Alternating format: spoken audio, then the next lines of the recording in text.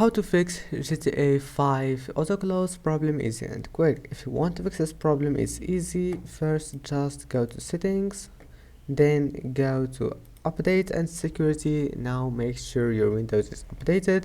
If it's not, first click check for updates and see if there's an update for your Windows, and then just wait, and if you find any update, just install it and then restart your PC. And now let's move to the next method.